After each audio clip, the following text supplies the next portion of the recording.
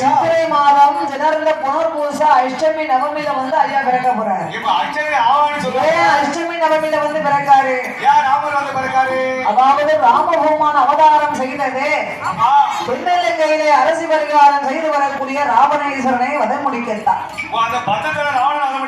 ராவண ஈஸ்வரன் அவனுடைய குலம் பிராமண குலம். சரி, ஆனா குணம்தான் அவனுக்கு அசுர குணம். அந்த 10 அப்பேற்பட்ட ராவணன் இல்லையாரு, இவன் சிவபக்தனாக இருக்கின்றார்.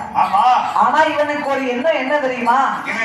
ராவணா அப்படிங்கிற இந்த ராவணேஸ்வரன் நாளை ஒரு காலத்திலே லிங்கேஸ்வரன் அப்படிங்கிற பேர் நம்மளுக்கு வேணும். ஈசன் பட்டங்களையும் 7.5 கோடி வருஷம் அரியாவரங்களையும் வாங்க வேண்டும் என்று யமயகிரி பர்வதத்திலே தவம் இருந்தார். சுவாமி வந்து பிறந்தார்னா ஏன் பிறந்தார்னு தெரியணுங்களா? ராமச்சந்திரமும் அவதாரம் செய்தார்.